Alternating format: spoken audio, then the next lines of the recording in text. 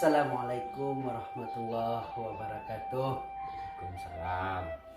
Nah, hari ini kita didatangi oleh Bapak Masnur dan beliau sempat hadir pada hari ini. Kita akan mencoba untuk berbincang-bincang dengan Bapak Masnur ini, ya Pak ya. Iya. Nah, selamat rekan-rekan semua, sahabat YouTube. Kami akan mencoba untuk berbincang-bincang masalah mempersiapkan keagamaan anak di masa depannya nanti, ya Pak. Nah, saat ini mendengar keagamaan ini ya Pak, menurut saya gitu kan, bahwasanya ini adalah suatu agama yang harus kita persiapkan, bekal kita seandainya tua nanti kita tentu anak ya yang akan mengurus kita. Nah, saya ingin bertanya Pak, bagaimana trik-trik untuk mengurus anak itu supaya di hari esoknya dia bisa mempersiapkan masa depannya, bisa mempersiapkan yang namanya ekonominya, dan bisa mengurus kita di hari tua. Nah, saya berkeinginan supaya lebih jelas, tentu saya bertanya kepada Bapak. Nah, saya ingin bertanya kepada Bapak, apa yang harus trik-trik dan yang harus kita keluarkan? Assalamualaikum warahmatullahi wabarakatuh. Saudara Yusra, Ya. bagus pertanyaan saudara. Ini isu yang ngetren sekali ini saudara. Iya. Karena zaman milenial namanya. Iya. Tapi zaman milenial ini banyak sekali anak yang tidak peduli dengan keluarganya, tidak peduli dengan orang tuanya, bahkan tidak peduli dengan masyarakatnya. Nah, itu yang harus saya tanya Pak. Di zaman sekarang ini banyak kejadian-kejadian seperti itu. Terkadang orang tua sudah sakit, tapi yang anak tidak kunjung datang. Jadi begini Pak Yusra, sebetulnya awalnya itu memang didikan rumah tangga. Didikan rumah tangga, apalagi Nak Yusra kan rencananya mau merit nih. Iya, betul Pak. Betul. Jadi mau nikah, tentu harus dipersiapkan.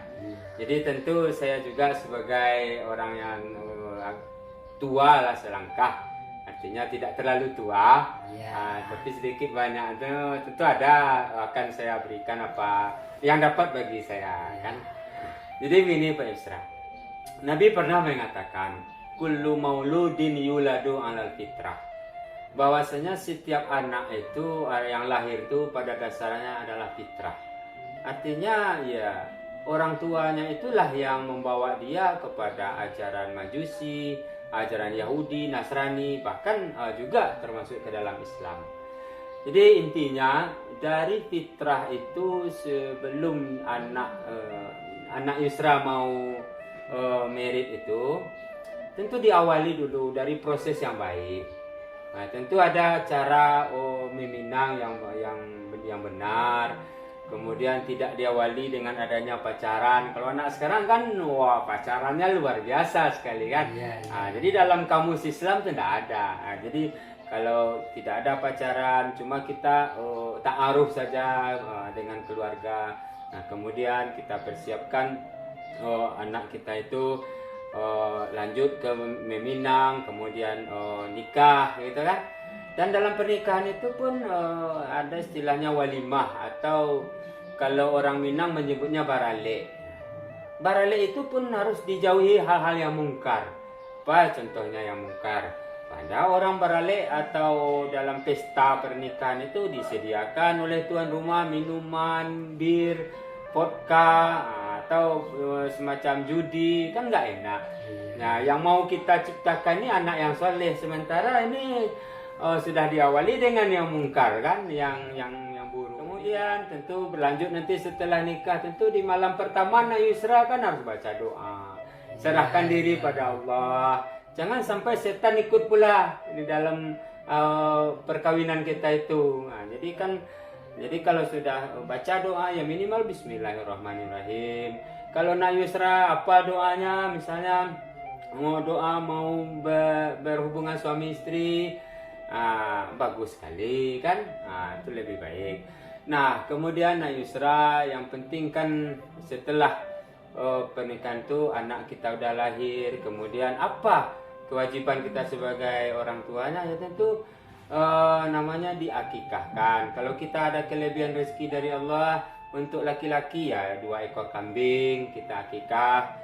Kemudian untuk kalau anak perempuan 1 ekor kambing, kan sebagai wujud syukur kita Allah telah menitipkan manusia atau anak kepada kita. Nah, gitu. Jadi setelah itu ya mungkin kita undang tetangga untuk turut berbahagia, kita dapat amanah dari Allah. Nah, kemudian yang harus kita pahami bahwa setiap manusia itu Allah itu mengilhamkan kepada diri manusia itu ada potensi dasar. Allah katakan fa'alhamaha fujuraha, ilhamkan pada manusia itu ada potensi fujur, potensi jahat, wa taqwaha, dan ada potensi baik. Nah, bagaimana kita mengembangkan setelah berumah tangga itu yang namanya potensi baik ini? Kadang kalau kita analogikan kepada tanaman lah, kita sudah capek-capek menanam, merawat cabai, kita pupuk, kita siangi, sementara hasilnya mungkin tidak juga bagus. Nah, sementara di rumah kita rumput kan tidak pernah Nak Yusra pupuk rumput.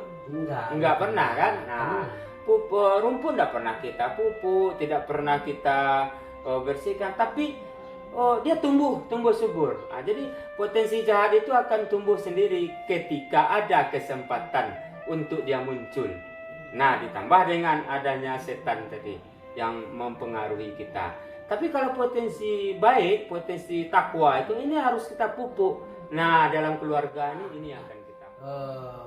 Bagaimana itu caranya untuk meningkatkan potensi yang kita pupuk ini dengan cara-cara metode apa yang harus kita lakukan terhadap keluarga itu, Pak? Saya rasa salah satunya adalah komunikatif. Nah, pendekatannya itu lebih ke arahnya yang bagus, komunikatif. Jadi ketika kita sudah memiliki anak tadi dan kemudian kita sadar bahwa dia punya potensi sebagai manusia, termasuk potensi baiknya itu, ya kita bagaimana dia itu kita ajarkan di dalam keluarga itu bersikap respect, bersikap peduli dia. Nah, peduli dengan siapa? Peduli dengan kita sebagai orang tuanya. Nah, apa kerja orang tuanya? Nah, tentu dia kita ajar dulu. Kalau dia perempuan mungkin kita ajar dia menyapu rumah, mencuci piring, mencuci misalnya kan. Kalau dia laki-laki ya mungkin kita punya kendaraan, kita berdua sama dia dulu membersihkan apa namanya? Honda gitu kan, Honda atau mobil kalau kita punya mobil. Nanti lama-lama Papa mau istirahat, silakan lanjutkan. Kan udah terbiasa. Kata Menteri Pendidikan yang kita yang lama, Menteri Muhammad M. Nuh, ada sikap karakter yang perlu ditumbuhkan itu dengan cara habituasi namanya, pembiasaan. Jadi kalau anak itu udah biasa, dia dari kecil itu kita ajarin dia cuci piring, nyapu rumah, membersihkan Honda kan, maka dia akan terbiasa. Ketika kita tidak ada, dia udah terbiasa. Nah, itu salah satunya. Kemudian dia peduli dengan kita. Nah, kemudian dengan saudaranya juga. Nah, mungkin dia sebagai anak tertua, kita ajarkan bagaimana menyimakkan adiknya ngaji misalnya kan. Nah, lalu setelah itu kita lepaskan dia bagaimana dia membimbing adiknya mengaji misalnya, atau perkalian atau pelajaran PR. Nah, dia kan terbiasa berkomunikatif dia dengan adik-adiknya. Nah, begitu juga dengan saudara-saudaranya. Jangan dia cuek-cuek saja gitu. Kemudian lagi Nak Yusra, di samping anak itu peduli dengan kerja orang tuanya. Jadi ketika orang tuanya sakit, orang tuanya tidak ada di rumah, dia akan terbiasa melakukan itu. Nah, itu namanya kata Muhammad M. Nuh itu habituasi. Kemudian di rumah tangga itu juga pembiasaan bagaimana berkarakter Islami itu. Ya, misalnya diawali dengan budaya salam. Jadi ketika bapak pulang dari rumah, Assalamualaikum, Waalaikumsalam. Nah, begitu anak mau keluar rumah, Assalamualaikum. Nah, kemudian apa lagi? Cium tangan. Ya, bapak pulang dari rumah atau ibu pulang dari kerja, Assalamualaikum, Waalaikumsalam, cium tangan ibu, cium tangan bapak. Nah itu terbiasa juga. Nah, akhirnya budaya cium tangan sudah terbiasa. Budaya salam juga sudah terbiasa. Jadi ketika dia pamit mau keluar kemanapun, nah itu. Kemudian juga bagaimana Nak Yusra nanti akan merasakan juga susah banget sih membangunkan anak kita subuh-subuh sholat, gitu kan? Loh, bagaimana susahnya? Kita kan ajak dia pendekatan. Besok subuh papa bangunkan ya, nah, mama bangunkan ya. Dia komit dulu, iya ma, iya pak, oke. Besok kita dulu bangun, kita dulu. Setelah kita bangun, mungkin kita mandi atau berwudu kan, kita bangunkan dia. Nah, kalau misalnya dia tidak bangun, bagaimana? Sebelumnya kita buat komitmen tadi. Kalau tidak bangun bagaimana? Mama ambil air sedikit, mama apakan ke muka, tidak apa-apa, ma. Lakukan itu. Nah, sekarang ini kan keluhan orang tua susah banget bangunin anak subuh. Lah bagaimana? Mamanya aja tidur, papanya aja subuh nggak bangun, ya kan?